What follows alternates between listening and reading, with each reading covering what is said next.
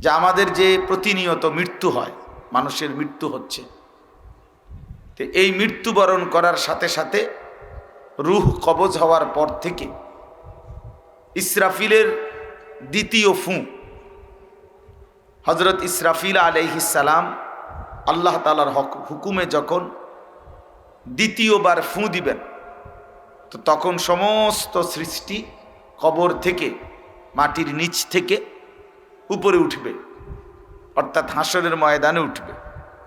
ইদা জুলজিলাতিল আরদু জিলজালাহা ওয়া আখরাজাতিল আরদু আথকালাহা। এই হলো কোরআন শরীফের এই সূরাতে এই নিয়ে আলোচনা আছে। জমিনের মধ্যে ভূমিকম্প শুরু হবে, আর জমিনের তলদেশে সমস্ত কিছু জমিনের উপরে উঠে আসবে, আর সেটাই হাসরের মাঠ। তো এই হাসরের মাঠ পর্যন্ত উঠা পর্যন্ত কবর থেকে এই মাঝের এই জীবনটা, একদিকে তো আমরা এখন আছি জীবিত, আমরা দুনিয়ার জীবন, আর আরেকটা হলো আখিরাত, হাসরের মাঠ থেকে শুরু হবে। আর এই মাঝের অংশটাকে বলে কবরের জীবন, বারজাখ। এটা আরবি একটা শব্দ, কোরআন শরীফে এটার ব্যবহার বারজাখ, বারজাখা, বারজাখ, আলমে বারজাখ মানে কবরের জীবন। কোরআন শরীফে আছে প্রত্যেক নাফরমান ব্যক্তি, পাপী ব্যক্তি মৃত্যুর সময়, জান কবজের সময় আল্লাহ তাআলার কাছে দুনিয়ার হায়াত আবার কিছু সময়ের জন্য ফেরত চাইবে। হাত্তা ইদা জাআ আহাদাহুমুল মাউত ক্বালা রাব্বিরজিউন। সে বলবে, আল্লাহ আমাকে কিছু সময়ের জন্য দুনিয়ায় হায়াত ফেরত দেন। কেন? তো সেই নাফরমান ব্যক্তি বলবে, লাআল্লি আ'মালু সালিহান ফীমা তারাকতু।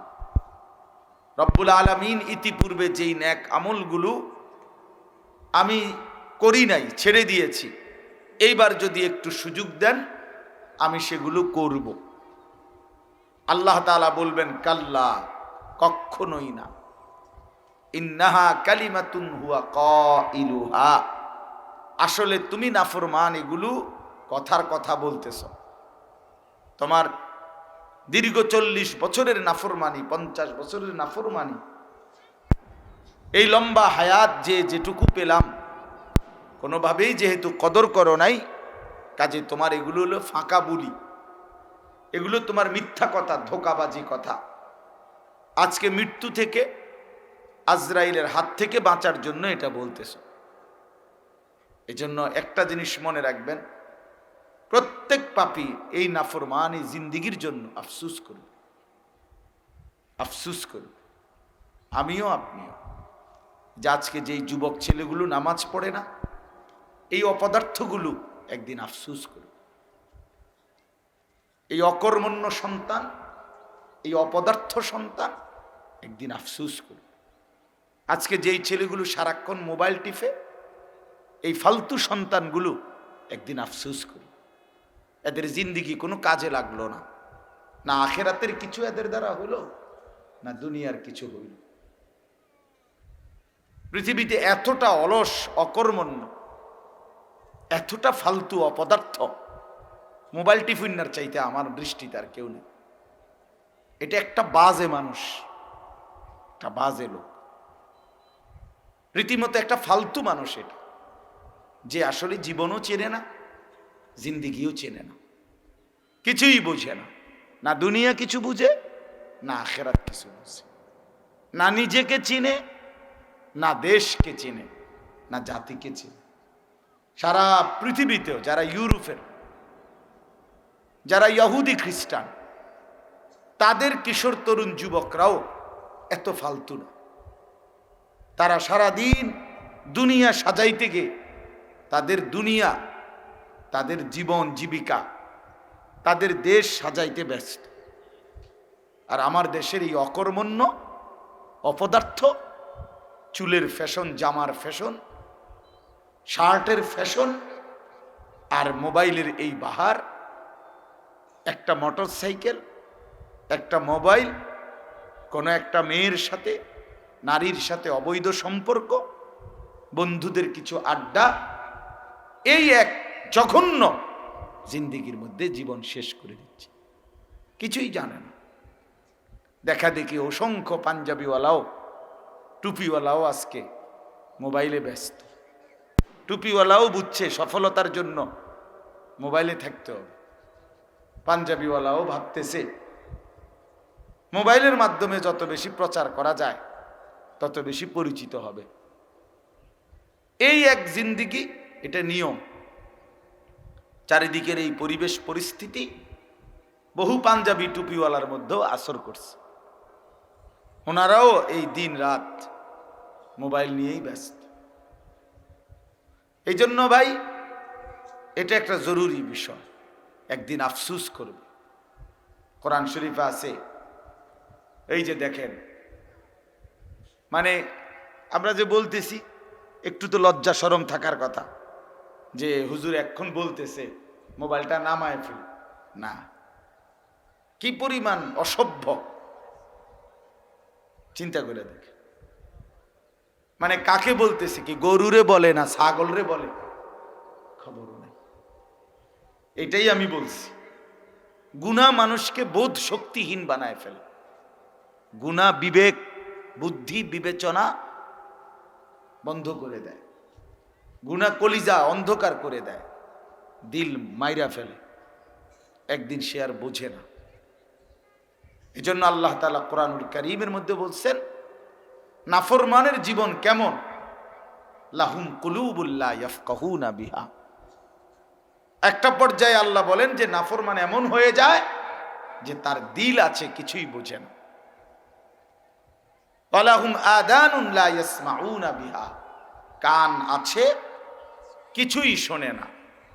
ওয়ালাহুম আয়ুনুল লা ইউবসিরুনা বিহা, চোখ আছে, কিছুই দেখে না। মসজিদ দেখে না, মাদ্রাসা দেখে না, কোরআন দেখে না, আল্লাহ দেখে না, আখিরাত দেখে, কিছুই দেখে না। আল্লাহ তাআলা বলেন, এই যে অনুভূতিহীন, নিজের বিবেক, বুদ্ধি, বিবেচনা, অন্তর, দিল, দিমাগ, ফিকির সবকিছু একদম বাদ হয়ে যায়, তো আল্লাহ তাআলা বলেন এগুলো আর মানুষ থাকে না। উলাইকা কাল আনআম, এরা যেন চতুষ্পদ জন্তু, এরা যেন হাইওয়ান, এরা যেন জানোয়ার। জানোয়ার যে জীবনের কোনো লক্ষ্য উদ্দেশ্য নাই, আগাও নাই, মাথাও নাই, টার্গেটও নাই, স্বপ্নও নাই। মন চাচ্ছে তো খাচ্ছে, মন চাইছে তো ঘুমাইছে, মন চাইছে তো সজাগ। রাতের বাজে 3টা ঘুমায় না, সকাল বাজে 9টা ওঠে না। মেয়েটা কি বুঝেন নাই কথাটা? রাত 3টা বাজে গেছে এখনো ঘুমায় না, আবার সকাল 9টা বাজে গেছে, 10টা বাজে গেছে এখনো ওঠে না। তো এইটা কি অপদার্থ না? এর কোনো জীবনের কোনো লক্ষ্য উদ্দেশ্য আছে? এর জিন্দিগির কোনো আগামাথা আছে? কোনো? ঘন্টার পর ঘন্টা, দিনের পর দিন মোবাইল আর মোবাইল, মোবাইল আর মোবাইল, নারী, ছবি, নাচ, গান, যেটা পাও সেটার ছবি উঠাও, ভিডিও করো। হ্যাঁ, এক পাগল ছাগলের জিন্দিগি আর কি, খামখেয়ালের জিন্দিগি। কোত্থেকে আসছে, কেন আসছে, কে পাঠাইছে, এই পৃথিবীতে উদ্দেশ্য কি, কিচ্ছু জানে না। হায় হায়, মা বাপে কি পড়াইলো, সেই বা কি শিখলো, যে তার গন্তব্য চেনে না, মঞ্জিল চেনে না,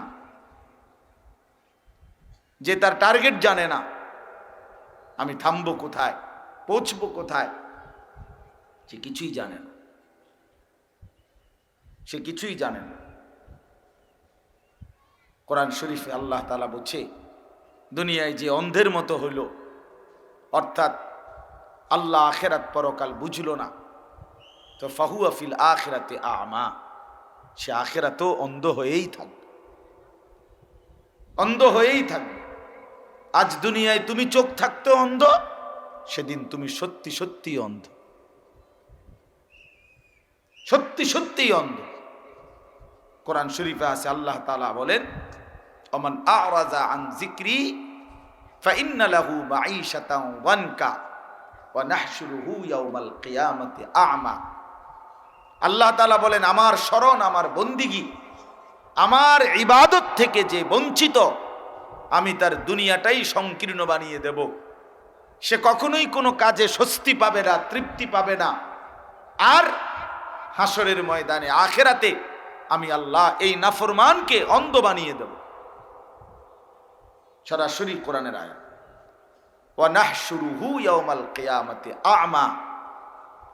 তখন সেই নাফরমান আল্লাহকে বলবে, ক্বালা রাব্বি লিমা হাশারতানি আ'মা ওয়া কাদ কুনতু বাসীরা। আয় আল্লাহ, আমি তো চোখে দেখতাম দুনিয়া থাকাকালীন, আজ আপনি আমারে অন্ধ বানাইলেন কেন? অন্ধ বানাইলেন কেন? আমি তো অন্ধ ছিলাম না।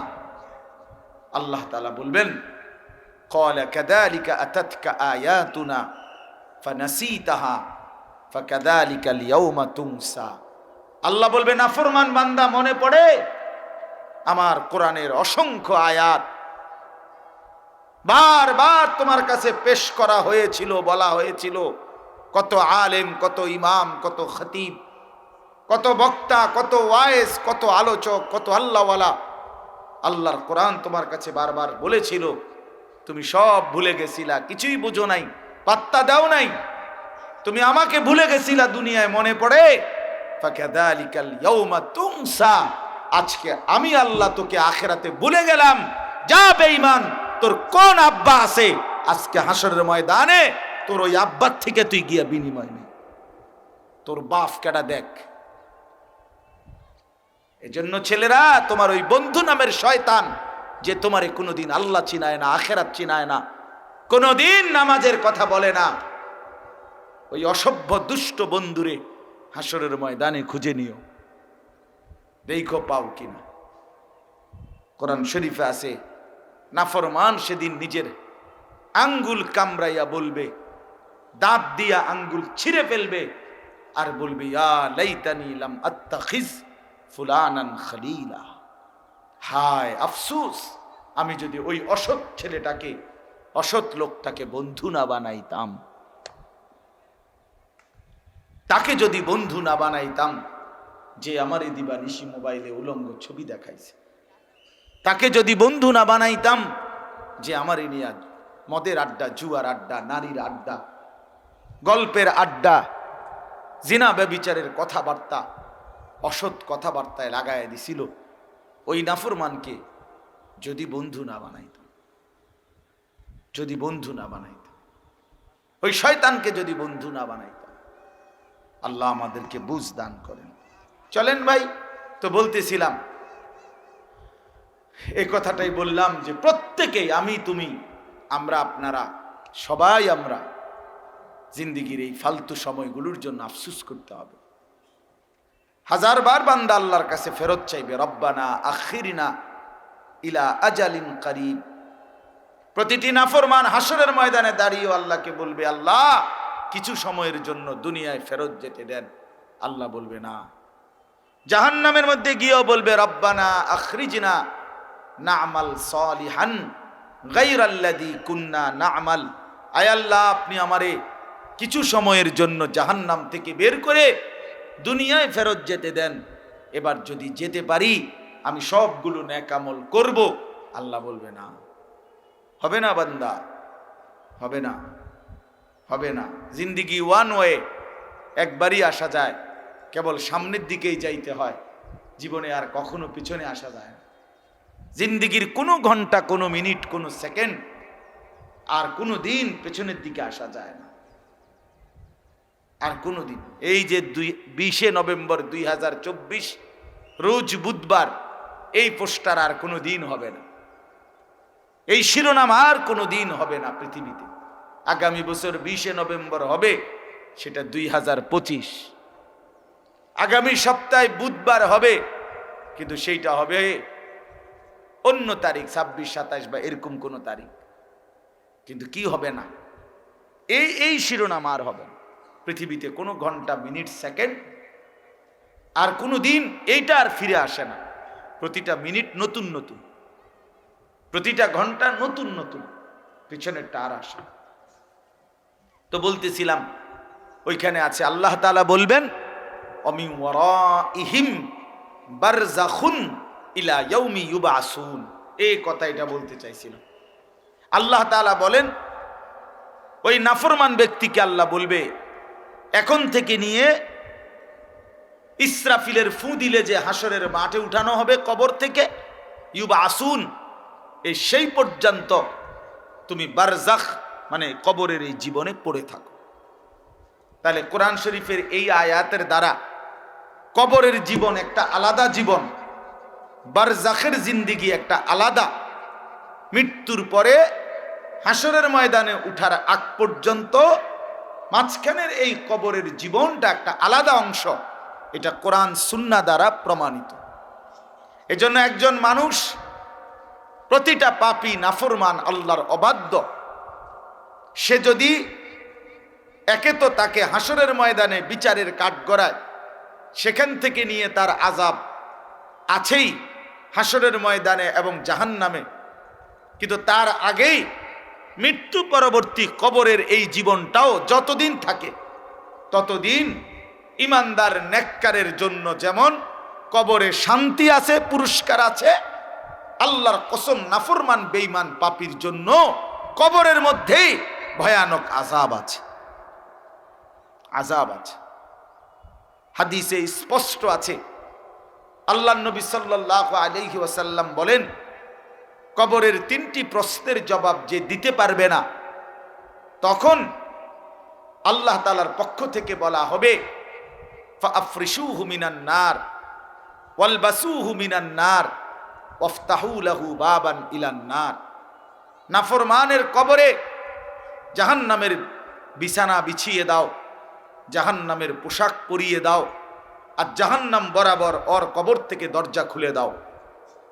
আল্লাহ রাসূল সাল্লাল্লাহু আলাইহি সাল্লাম বলেন এই প্রশ্নের এই ব্যবস্থার পরেই একজন ফেরেশতা আসবে, আর এই ফেরেশতা এসে ওই নাফরমান পাপীকে কবরের মধ্যে, আল্লাহর কসম বন্ধু, হাদিসে কবরের ব্যাপারে নবী বলেন ফায়ুদরাবু লাহু বিমিতরাকাতিন মিন হাদিদিন।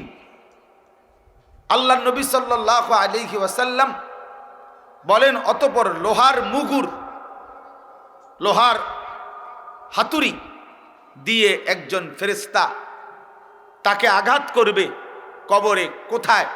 বরবাতান বাইনা উযুনাইহি, তার 2 কান বরাবর, 2 কান বরাবর একটা আঘাত করবে। রাসূলুল্লাহ সাল্লাল্লাহু আলাইহি সাল্লাম বলেন এই এক আঘাতে ফায়াসিহু সাইহাতান, ওই নাফরমান এত জোরে চিৎকার করবে ইয়াসমাউহা মান ইয়ালিহি ইল্লা সাকালাইন, মানুষ এবং জিন ব্যতীত আল্লাহর সমস্ত সৃষ্টি ওই বেঈমানের চিৎকার শুনতে পাবে, শুনতে পাবে। এজন্য কবরের আযাব সত্য, কবরের আযাব সত্য। রাসূলুল্লাহ সাল্লাল্লাহু আলাইহি সাল্লামের সাহাবী হযরত বারা ইবনে আযিব আজান কয়টায় বলিয়েন? রাসূলুল্লাহ সাল্লাল্লাহু আলাইহি সাল্লামের সাহাবী হযরত বারা ইবনে আযিব রাদিয়াল্লাহু তাআলা আনহু তিনি বর্ণনা করছেন নবীজি সাল্লাল্লাহু আলাইহি সাল্লাম একদিন এক সাহাবীর জানাজা পড়তে গেছেন। তো জানাজা পড়তে গিয়ে নবী সাল্লাল্লাহু আলাইহি সাল্লাম ওনার কবরের সামনে দাঁড়াইছেন। তখনও কবরে রাখে নাই, খালি কবরের সামনে দাঁড়াইছেন। ওই যে ওইখানে কবর দেখেন, ওখানে 3টা কবর আছে। কবরের সুন্নত তরিকা, কবরের জায়েজ তরিকা, কবরের বিদআত তরিকা। দেখবেন চাইলে মাঝ বয়সীরা দেখবেন আমাদের সমাজে যা কবর আগে দেখছেন অধিকাংশই দেখবেন খেলাফে সুন্নত এবং বিদআত যুক্ত কবরেই দিয়ে রাখছে। তো এরপরে বলবে কি? বলবে এ হুজুররা ইয়া ফেস লাগা, এ হুজুররা আইসা এই নতুন নতুন এই জন্য মানে কওমি মাদ্রাসার হুজুররা অনেকে দেখতে পারে না, কারণ কওমি মাদ্রাসার হুজুর কোরআন এবং সুন্নাহ বের করে আনে, আর বিদআতি আজীবন মানুষের লগে তালে তালে থাকে। বুঝেন নাই কথাটা? মানুষ যেটা তার পছন্দ এইটার সাথে তাল দিলেই 100 টাকা 200 টাকা যাই মিলে তাই লাভ, যাই মিলে তাই লাভ। কিন্তু আলহামদুলিল্লাহ 158 বছর যাবত 1866 সনে আমাদের কওমি মাদ্রাসার প্রথম প্রতিষ্ঠান দারুল উলুম দেওবন্দ মাদ্রাসা প্রতিষ্ঠিত হয়েছিল। আজকে 2024 সাল পর্যন্ত এই 158 বছরে সারা পৃথিবী সাক্ষী, উলামায়ে দেওবন্দ কওমি মাদ্রাসার উলামায়ে কেরাম কোন বিদআতের সাথে একদিনের জন্য আপোষ করে নাই, একদিনের জন্য। এটা আমাদের ঐতিহ্য, এটা আমাদের ইতিহাস, এটা আমাদের আসলাফ ও আকাবিরের আমানত। আমানত উলামায়ে দেওবন্দ আজীবন আজীবন উলামায়ে দেওবন্দ বিদআতের বিরুদ্ধে সোচ্চার। আমরা বুঝি রাসূলুল্লাহ সাল্লাল্লাহু আলাইহি সাল্লামের ভালোবাসা, নবী সাল্লাল্লাহু আলাইহি সাল্লামের সুন্নাতের 100 শতভাগ অনুসরণের মাধ্যমে, ইত্তেবার মাধ্যমে আল্লাহর নবীর ভালোবাসা প্রমাণিত হয়। সুন্নাতবিহীন, অনুসরণবিহীন নবীজির ভালোবাসা দাবি করা, আশেকে রাসূল দাবি করা ধোঁকা, ধোঁকা, ধোঁকা ছাড়া আর কিচ্ছু না। এটা মিথ্যা প্রতারণা ছাড়া আর কিচ্ছু না, কিচ্ছু। এজন্য উলামায়ে দেওবন্দের এটা বৈশিষ্ট্য, কওমি মাদ্রাসার উলামায়ে কেরামের এটা বৈশিষ্ট্য। আমরা আজীবন সুন্নাতের ব্যাপারে সোচ্চার, আজীবন সোচ্চার। আলহামদুলিল্লাহ।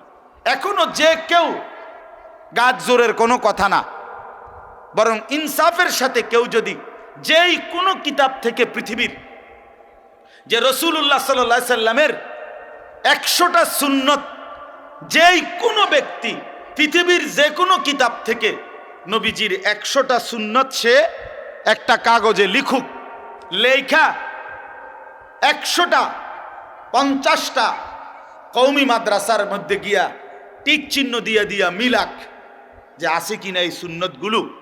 আর বিদআতি যারা নিজেদেরকে আশেকে রাসূল দাবি করে তাদের কাছেও মিলায়া দেখুক, ইনশাআল্লাহ পৃথিবীর যেই কোনো নিরপেক্ষ মানুষের কাছে কওমি মাদ্রাসাই জিতবে ইনশাআল্লাহ। সুন্নাতের পরীক্ষা দিতে আমরা প্রস্তুত। রাসূলুল্লাহ সাল্লাল্লাহু আলাইহি সাল্লামের সুন্নাতের পরীক্ষা দিতে আমরা প্রস্তুত। আলহামদুলিল্লাহ। রাসূলুল্লাহ সাল্লাল্লাহু আলাইহি সাল্লামের ইজ্জত, সম্মান, মর্যাদা, ইত্তেবা, অনুসরণ সব ব্যাপারেই আলহামদুলিল্লাহ গোটে উলামায়ে দেওবন্দ সবার আগে, সবার আগে। এটাই সত্য, এটাই বাস্তবতা, এটাই ঐতিহাসিক বলেন আর যে কোনো যুক্তিতে বলেন এটা প্রমাণিত। বলেন আলহামদুলিল্লাহ, আলহামদুলিল্লাহ, আলহামদুলিল্লাহ। এজন্য এই নলচক মাদ্রাসা একটি খালেস কওমি মাদ্রাসা। বলেন আলহামদুলিল্লাহ, খালেস কওমি মাদ্রাসা। উলামায়ে দেওবন্দ আসলাফ ও আকাবিরের আমানত এটা। আমাদের কাসিমুল উলুম আল খায়রাত কাসিম নানুতুবি রহমতুল্লাহ আলাই, তিনি এই কওমি মাদ্রাসার উদ্দেশ্য 4টা বলে গেছেন। 4টি মহান উদ্দেশ্য আমাদের এই কওমি মাদ্রাসার। 1 নম্বর তাওহীদে খালেস, একেবারে বিশুদ্ধ আল্লাহ তাআলার প্রতি ঈমান, খালেস তাওহীদ, লা ইলাহা ইল্লাল্লাহ এর প্রতি শতভাগ নিখুঁত ঈমান, এটা আমাদের বৈশিষ্ট্য। 2 নম্বর ইত্তেবায়ে সুন্নাত, রাসূলুল্লাহ সাল্লাল্লাহু আলাইহি সাল্লামের সুন্নাতের অনুসরণ। 3 নম্বর তাআল্লুক বা আল্লাহ, আল্লাহ তাআলার সাথে গভীর রূহের আধ্যাত্মিক সম্পর্ক। 4 নম্বর হলো ইলায়ে কালিমাতুল্লাহ, আল্লাহর জমিনে যেই কোনো বাতিল, দুশমন, অন্যায়ের মোকাবেলায় আল্লাহর দ্বীনকে বিজয়ী করার সর্বাত্মক জিহাদ।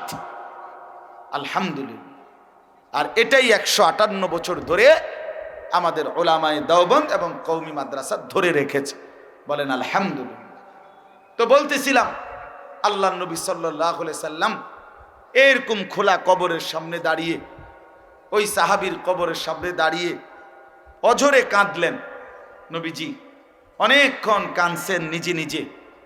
হযরত বারা ইবনে আযিব বলেন, আমরাও সাথে কাঁদলাম। নবী সাল্লাল্লাহু আলাইহি সাল্লামের চোখের পানিতে আমরাও কাঁদতে শুরু করলাম। তো নবীজি অনেকক্ষণ পরে কান্না থামাইয়া চোখ মুছে আল্লাহর নবী সাহাবীদেরকে লক্ষ্য করে বললেন, ইয়া ইখওয়ানি লিমিসলি হাদা ফাআইদ্দু, আমার সাথীরা, আমার সঙ্গীরা, এই কবরে যাওয়ার জন্য তোমরাও প্রস্তুতি নাও। ফাআইদ্দু, তোমরাও রেডি হও। একদিন অচিরেই এই কবরে তোমাকে আমাকে সকলকেই যেতে হবে। এই জন্য প্রিয় বন্ধু, সময় তো নাই আমার, আমি আসলে মিলাইতে পারতেছিলাম না টাইম, যার কারণে এই টাইমে আমাদের প্রিয় ভাই মুফতি মুজিব ভাই, এই মাদ্রাসার যিনি মুহতামিম, কোনোভাবেই এই আমার এই টাইমটা ওনায় মানতেছিল না, কিন্তু আমার এই ছাড়া কোনো উপায় না। আর এমনি তো আমি এই মাদ্রাসায় ওয়াজ না করলেও চলে, কারণ আমি এমনি এই মাদ্রাসারই সদস্য। বলেন আলহামদুলিল্লাহ। সারা বছরই আমি আসি এই মাদ্রাসা, বারবারই আসি। আর আমরা হলাম কুমিল্লার স্থানীয় ওলামায়ে কেরাম, কম বললেই ভালো। এই জন্য মূলত আসলে অল্প একটু সময় শুধু হাজিরা দিলাম, আপনাদের কাছে মূল কথা এটা বুঝাইলাম। প্রিয় বন্ধু আমার, বাবা আমার, নওজোয়ান সাথী আমার, মনে রাখতে হবে দোস্ত, খুশিতে থাকি আর দুঃখে থাকি, আনন্দে থাকি আর বেদনায় থাকি, হাসতে হাসতে কিংবা কাঁদতে কাঁদতে, সুখের সাগরে কিংবা দুঃখের সাগরে, যেভাবেই থাকি বন্ধু, আমরা কিন্তু কবরে চলে যেতে হবে। পৃথিবী আমারে থাকতে দিবে না, রব্বে করিম আমারে থাকতে দিবে না। আল্লাহ বলছে, বান্দা যত সুখেই থাকো আমি কিন্তু তোমাকে থাকতে দেব না, যত দুঃখেই থাকো আমি তোমারে থাকতে দেব না। অট্টালিকার মানুষটাকেও আমি নিয়ে আসব, কুড়ে ঘরের মানুষটাকেও আমি নিয়ে আসব। কাজেই বন্ধু আমার, আল্লাহ তাআলা বলছেন, ইন্নাল্লাযীনা ইয়াখশাউনা রাব্বাহুম বিল গায়ব, আমি আল্লাহকে যারা ভয় করে না দেখে, অর্থাৎ আমার আখিরাতের বিষয়গুলোকে যারা ভয় করে, মৃত্যু, কবর, কবরের আযাব, হাসরের ময়দান, মিজান, ফুলসিরাত, জান্নাত, জাহান্নাম, এই সবগুলোকে যে ভয় করে, আমি আল্লাহকে ভয় করে, তাফসীরের মধ্যে লিখছে, ভয় করে মানে হলো গুনাহ ছেড়ে দেয়। আমি আল্লাহকে ভয় করে, আখিরাতকে ভয় করে, কবরকে ভয় করে, জাহান্নামকে ভয় করে, পরকালকে ভয় করে যে ব্যক্তি গুনাহ ছেড়ে দেয়, আল্লাহর ইবাদতে লেগে থাকে, আল্লাহ বলেন আমি ওয়াদা দিলাম, লাহুম মাগফিরাতুন ওয়া আজরুন কাবীর, আমি তার পিছনের জিন্দেগীর সমস্ত গুনাহ মাফ করে দেব এবং আমার জান্নাত পুরস্কার স্বরূপ তাকে দিয়ে দেব। এরপরে আল্লাহ তাআলা বলেন, মানুষের একটা অভ্যাস, মানুষ তিনভাবে নিজের ভাব প্রকাশ করে বা অবস্থা ব্যক্ত করে। এক হলো মানুষ আওয়াজ করে কথা বলে, আরেক হলো মানুষ আস্তে আস্তে গোপনে কথা বলে, আরেক হলো মানুষ অন্তরের মধ্যে বহু কিছু জল্পনা কল্পনা করে। তো মক্কার কুরাইশ কাফেররা মাঝে মাঝে নিজেদের মধ্যে গোপনে কথা বলতো নবীজির বিরুদ্ধে, আর বলতো আস্তে বলো, কাইলা ইয়াসমা রাব্বা মুহাম্মদ, মুহাম্মদের খোদা যেন শুনতে না পায়, এমন আস্তে বলো। তো আল্লাহ তাআলা বলেন, হায় রে বেউকুফ, শোনো, আমাদেরকে আল্লাহ নসিহত করছে, যুবক ভাই, তুমি যদি মনে করো ইয়ারফোন লাগাইলে কেউ শুনে না, তুমি যদি মনে করো রাত গভীরে কেউ দেখে না, আল্লাহ তাআলা বলেন, না বান্দা, ওয়া আসিররু কাওলাকুম আবিজহারু বি, আস্তেও যদি কথা বলো, জোরেও যদি কথা বলো, এমনকি অন্তরের ভিতরে যা লালন করো, ইন্নাহু আলিমুম বিদাতিস সুদূর, তোমাদের অন্তরের কথাগুলো পর্যন্ত, লুকানো বিষয়গুলো, জল্পনা কল্পনা সহ সবটা আমি আল্লাহ পুরাপুরি জানি। কাজে আল্লাহকে ফাঁকি দেওয়া যাবে না, আল্লাহকে ফাঁকি দেওয়া যাবে না। সর্বশেষ আল্লাহ বলেন, আলা ইয়ালামু মান খালাক, আমার বান্দা একটা মিনিট ভেবে দেখো, যিনি সৃষ্টি করলেন তিনি জানবেন না, এটা কেমনে ভাবলা? এটা কেমনে মনে করলা? যে বানাইলো সে জানে না? তো আল্লাহ তাআলা বলেন, আমি অবশ্যই জানি, আমি অবশ্যই জানি রাত গভীর আর দিনের আলো আমি আল্লাহর কাছে বরাবর, আমি আল্লাহর কাছে বরাবর। অহুয়াল লতীফুল খবীর, আল্লাহ বলেন সূক্ষ্ম থেকে সূক্ষ্ম, গোপন থেকে গোপন, একেবারে বিন্দু থেকে বিন্দু বিষয়টাও আমি আল্লাহ ভাবে জানি এবং আমার সমস্ত সৃষ্টির ব্যাপারে আমি 100 ভাগ সমানভাবে পূর্ণাঙ্গ খবর রাখি। অতএব বন্ধু আমার, চলেন এই শেষ কথাটা এটাই, কবরকে ভয় করে, আখেরাতকে ভয় করে গুনাহ বর্জন করি। গুনাহ ছেড়ে দাও যুবক, গুনাহ ছেড়ে দাও বাপ। মদের আড্ডা, জুয়ার আড্ডা, নেশার আড্ডা, নারীর আড্ডা, অশ্লীলতা, বেহায়াপনা, গান, বাদ্য, নাটক, সিনেমা, আল্লাহর নাফরমানি বন্ধু ছেড়ে দাও। বয়স্ক বাবা যারা সুদের লেনদেন, ঘুষের লেনদেন, কিস্তির লেনদেন, চা দোকানের ওই নাচ গান, টেলিভিশন দেখার আড্ডা, বিড়ি সিগারেটের আড্ডা, এটা ছেড়ে দেন। নিজের স্ত্রী কন্যাকে বেপর্দা জিন্দিগি থেকে ফিরান। ঘরের মধ্যে টেলিভিশন বন্ধ করেন, আল্লাহর জিকির বন্দিগি চালু করেন। একদিন ইনশাআল্লাহ দেখবেন হাসরের ময়দানে পুরা ফ্যামিলি নিয়ে জান্নাতি হয়ে যাবেন। আল্লাহ তাআলা সবাইকে তৌফিক দেখ, গুনাহমুক্ত জীবন দান করেন, ঈমান আমলওয়ালা জীবন দান করেন। নলচক মাদ্রাসার আজকের এই মাহফিলকে আল্লাহ তাআলা কবুল করেন। আজকে আপনাদের সবাই ইনশাআল্লাহ শেষ পর্যন্ত থাকবেন। আমাদের মামুন আসবে আজকে ইনশাআল্লাহ। আমাদের সাহসের প্রদীপ, আমাদের আলোর প্রদীপ, আমাদের সাহসের গর্জন, আমাদের আগামী দিনের অহংকার ইনশাআল্লাহ আল্লামা মামুনুল হক দামাত বারাকাতুহুমুল আলিয়া হযরতের আগমন হবে। আল্লাহ যেন সহি সালামতে নিরাপদে তাকে এই ময়দানে উপস্থিত করে দেয়। আমিন। সুবহানাল্লাহ। আলহামদুলিল্লাহ, মাশাআল্লাহ।